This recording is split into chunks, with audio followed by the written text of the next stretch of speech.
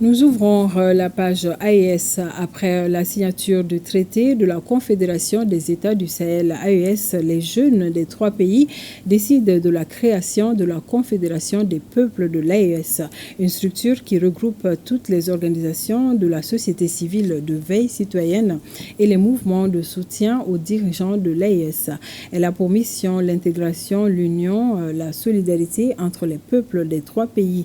La Confédération des peuples de l'AES a un mémorandum et une charte qui sera signée le 16 septembre prochain à Bamako lors du lancement des activités de cette confédération. Plus de précisions sur cette structure avec Jean-Edes Bayala et Moussaki. Voici en image la charte et le mémorandum de la Confédération des peuples de l'Alliance des États du Sahel AES, une structure créée au Mali et appelée l'initiative de Bamako par les organisations, associations et mouvements de soutien aux dirigeants des 3 pays, à savoir le Burkina Faso, le Mali et le Niger. Nous avons dit que nous, on ne va pas laisser nos présidents seuls sur le terrain. Et nous avons décidé, mais dans la main, Mali, Niger, Burkina qui devient la même famille, pour mettre en place cette structure. C'est pour que nos chefs d'État sachent que nous sommes de tout cœur avec eux. Et ça nous va droit au cœur. Et c'est de ça que nous, en tant que jeunesse, nous en avons besoin. Des chefs d'État qui se démarquent des puissances impérialistes, des chefs d'État qui ne sont pas des valets, qui cherchent leur souveraineté. Dans son organisation, la Confédération des peuples de l'AES a des coordinations nationales, des points focaux et un conseil dans les 3 pays.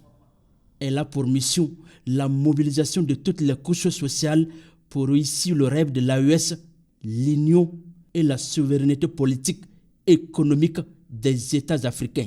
L'un des objectifs de la Confédération des peuples de l'AES, c'est de pousser à l'agrandissement de la Confédération de l'AES qu'on appelle la CEAES et à l'intégration de tous les peuples africains. Nous sommes tous un, nous sommes un même peuple, nous avons le même sang. C'est dans l'union en réalité que nous aurons notre force pour combattre l'ennemi. Les responsables de la Confédération des peuples de l'AES comptent mener plusieurs activités en lien avec le renforcement de l'intégration culturelle et la formation des jeunes. Des initiatives qui seront mises en œuvre après le lancement officiel des activités de la Confédération, prévu le 16 septembre prochain à Bamako. Il faut qu'on mette l'accent sur la culture. Activités culturelles, nous pouvons essayer de faire des expositions. Donc je pense qu'à l'issue de ces activités, nous aurons des panels à haut niveau des 3 pays et nous allons essayer de mettre en place aussi la sensibilisation. Au-delà des 3 pays, la Confédération des peuples de l'AES reçoit le soutien de la diaspora.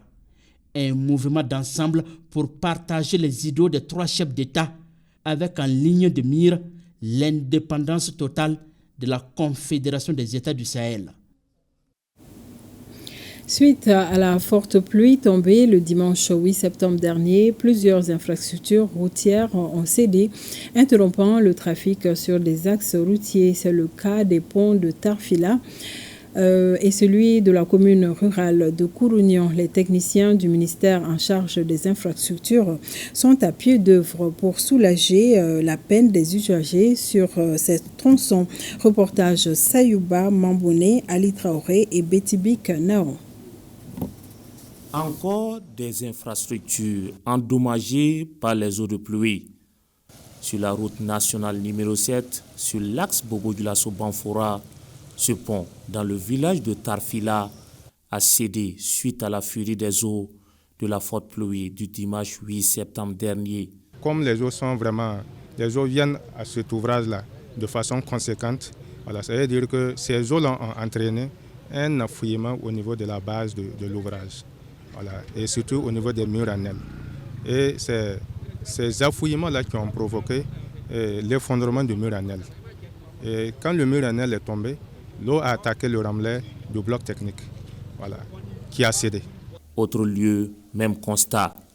Ici, dans la commune rurale de Kourounian, l'eau a littéralement créé un grand trou sur la chaussée. Une situation qui n'est pas sans conséquence sur les usagers. On a quitté hier Ouagadougou pour le départ de 10 h pour Banfora. Donc on est arrivé ici aux environs de 19 h moins.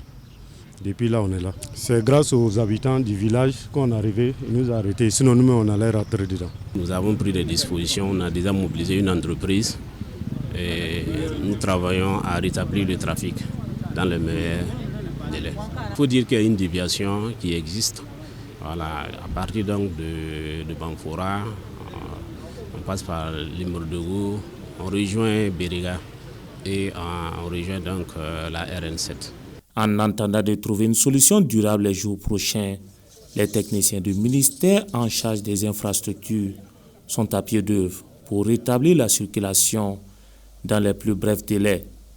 Invite est faite aux usagers à plus de prudence et au respect des consignes édictées par les forces de défense et de sécurité qui sont sur place.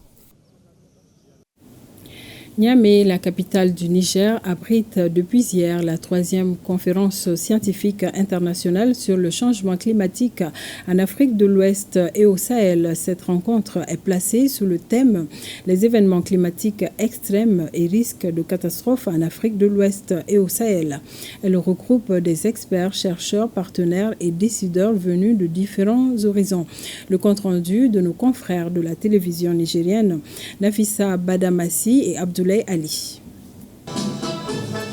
C'est en somme un forum grand format de donner et de recevoir entre les experts de l'Afrique de l'Ouest et du Sahel. Une 3e édition de la conférence scientifique internationale sur le changement climatique organisée par l'Agrimet.